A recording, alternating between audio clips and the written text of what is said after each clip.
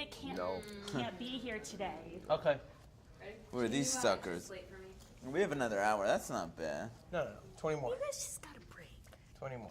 Oh, we're good. It's all good. It's the boys. Let's do it.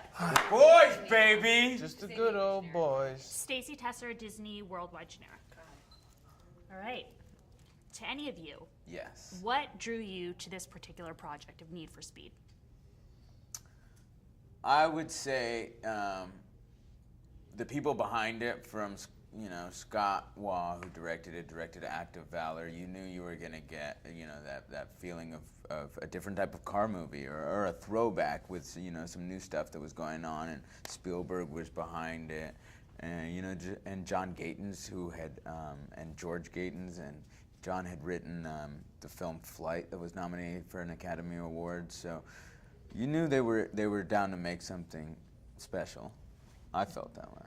Yeah, I after meeting with Scott, I could just, he kept kind of telling me how he wanted this to be kind of a throwback to the old car culture movies, and I knew him and his brother before, and I just had faith, just because of his background in stunt worlds, that he would try to capture something, authentic, and try to make it kind of a very visceral experience, which I think he did. So knowing that Scott Waugh had this extensive background in stunts, did that frighten you? Did it inspire you? How did you feel? Gave all of us, I think, confidence when we were filming. I think it would have been a different experience if he wasn't a stuntman. He was just this guy that was directing this movie, and he's like, I want you to risk your life. Yeah. I think everything we did practically, things that Scott Waugh would have done himself if he could have. You know what I mean? Yeah. So for me, I know nobody was asking me anything out of the ordinary to do. And everybody's safety was the first priority on set. So, whether it was them asking, or Rami asking them to really do his stunt on the freeway and getting on the truck, it wasn't just a quick yes. They went and figured out how to make it possible, Oh, yeah. So, yeah. It's a big movie too, and he had a very specific way that he wanted to execute it, and he wanted it to be all live. And I think a lot of directors might have said, you know what, let's just green screen this and green screen that. And that wasn't his approach. He wanted this to be different, and he knew in order to make that happen, he had to put the cars out there, have these stunts actually happen, and he knew how to make that happen. He brought all his old stunt buddies, which was really cool, I thought. It was like a family of stunt guys that he's known for a long time to come pull off his vision. So Ramon, what was it like to be behind the wheel of the Beast? The Beast, that's Man my baby. behind the Beast. She means a lot to me. I miss her, actually. She was, it was incredible. I mean, it's a powerful, truck, and you felt it and you can sense it. And they let me do some practice runs with it and driving, and so I could see how it responded. But it was cool, and it was I was put to the test having him on top of the roof going 70 miles an hour and having to kind of maintain that for all of our safety, and we made it. We're here to talk about it. Yeah. So Rami, how did you feel doing that, what's called the hot fuel connection scene? It was exhilarating. It was something that I don't think they were planning on letting me do. And like Ramon said, I asked Scott. Scott went to Lance Gilbert, who was their stunt coordinator, and asked him, what he thought about me doing it. And they're like, look, we'll just have to, really harness him in a few more times than we would a stuntman. Put extra stunt personnel in the car with us, but.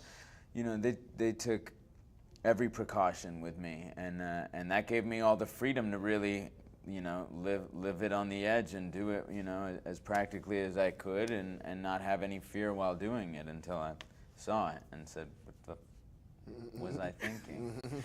So Scott, these guys are on the ground doing crazy things, and you're in the air doing crazy things. You flew a helicopter and a small plane. Can you tell us about that, and also what the director Scott Waugh did to get a certain particular shot? Well, the whole experience, at first I thought it would be nerve-wracking.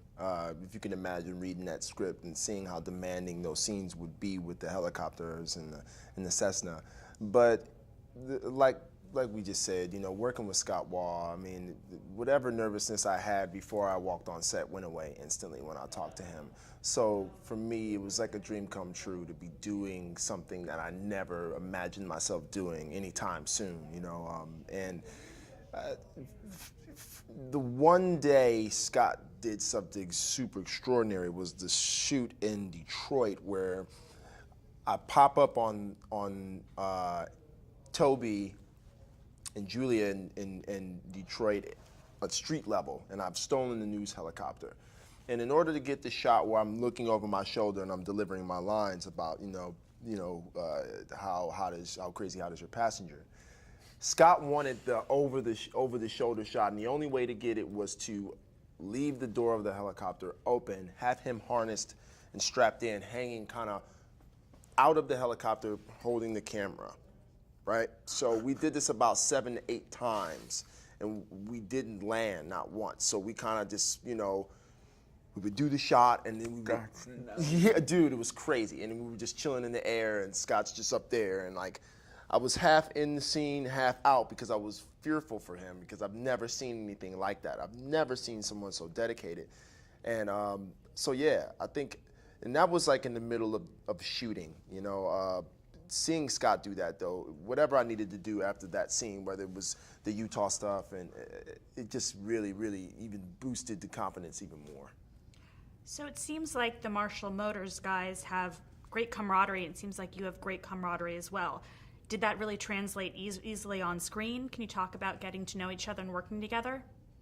I think we met at dinner, me and Ramon and Aaron, and I met Rami on the day before we started filming. Yeah, I think it was just, I think it's it's part of Scott having a great vision, great casting, Ron and Crest putting us all together, seeing, I feel like that's what casting directors, it's their job to see who's gonna mesh, and the essence of this movie is the brotherhood of these guys, and that's what's gonna live on throughout the franchise. I think that's the pure essence of this movie. There's cars and stuff like that, but it's the brotherhood. It's true. It's very true, and we were lucky that it happened. It doesn't always happen.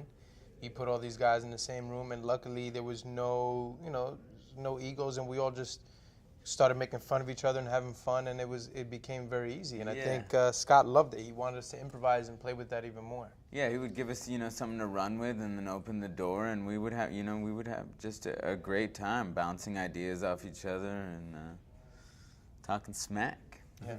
Never leave a man behind. What do you really hope audiences will take away after they see this movie? I mean, hopefully they'll have a good ride and enjoy the action of it all, but then also see kind of maybe that there was some heart to it about, story of revenge and redemption, and how a group of guys can band together to kind of get, for justice. Yeah, I mean, there's a lot of cool cars and whatnot, and a lot of eye candy from that perspective, but what it all boils down to is, the roots of what you really care about in life and what you're willing to fight for, and justice and loyalty. And so, you can have all these beautiful things to look at, but at its core, there's a pretty cool message there, I think. Oh yeah. Oh yeah. Totally. Thank you so much, guys. Thank you. Thank you. Thank you.